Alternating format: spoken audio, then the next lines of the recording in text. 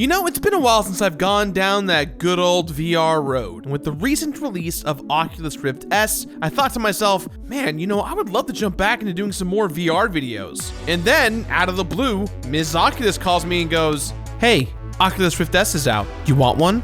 And I said, yeah. And then I got one. This video is sponsored and brought to you by Oculus Rift S.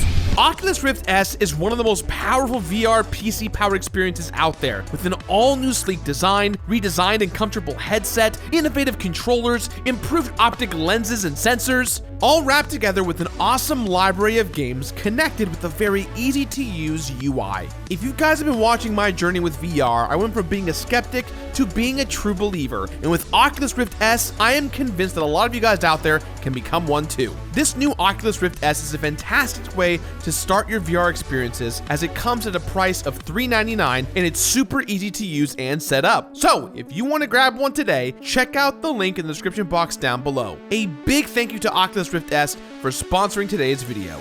At E3 2019 this past week, I got to go hang out at the Oculus booth and check out their entire VR experience, from the cool impressive booths to the really fun games. Oculus was always bumping in full force, with lines that were filled. Games like Moss and Lone Echo had massive VR booth experiences with photo ops that were always full too. And while I was at their booth, I got to play 2 games that I want to highlight today. I really think they're going to be something special out there for gamers to enjoy. So first up, let's talk about Asgard's Wrath. Asgard's Wrath is an action role-playing game where you essentially are a Norse god. Within minutes of playing this game, you befriend Loki, and already things are off to a fascinating start. While you are a larger-than-life Norse god, you can possess mortals and go down to their level, and become a part of the combat and war that takes place. You can become friends with a fish, which, yeah, I became friends with a shark. It was tight, and I made that shark do things like solve puzzles for me and battle enemies. I shall call him Slamu, and he will murder all. And once I got a weapon, whew, yo, I could throw this thing and then summon it back with the flick of my wrist. And this game is gonna have a pretty robust narrative, promising a 30 to 40 hour experience. And just looking in the menus alone, I get the vibe there's going to be a lot more to this game. This is going to be an awesome VR experience. Unfortunately, during my demo play, my footage got corrupted, so the experience you're seeing right now is not actually my own. But at the end of the day, I had a blast playing Asgard's Wrath. Asgard's Wrath tries really hard to defy what the definition of an action RPG is. And so far, I think they're on the right track.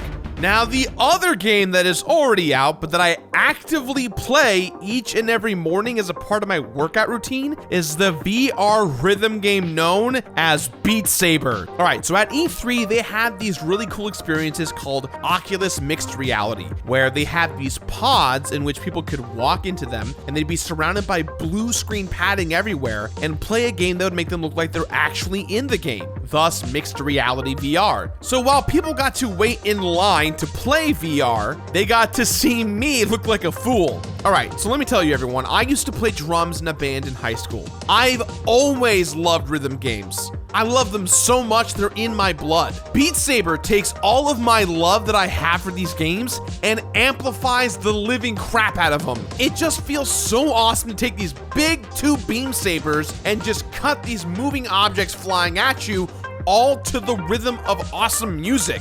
I'm one of those rhythm game nerds that when I'm out in public and I play the game, I try to do the best version that I can of myself so that I can win and get the best score. This results in everyone in the room looking and laughing at me and me feeling pretty silly. But when it comes to Beat Saber, you don't care about that aspect, because that aspect is why you're playing the game. Being good at this game is really, really fun. And as you get better and better, you'll have to deal with different obstacles like massive moving walls or bombs that you don't want to hit. And with more difficulty comes more endurance and sweat. And you will sweat. You will sweat a lot. As I said before, I played this game every day of my life to get my morning cardio routine in, and it's incredibly effective. The only downside of the game is that there aren't enough tracks. I want more music released on the weekly here, folks. However, on Oculus Rift and Oculus Rift S, you can create your own levels. And available right now is an extra sound pack based around the band Imagine Dragons featuring their songs. If someone you know has an Oculus Rift S, or you know you're looking to buy one and you just thought to yourself, hey, maybe I'll go to that link in the box down below and you grab one,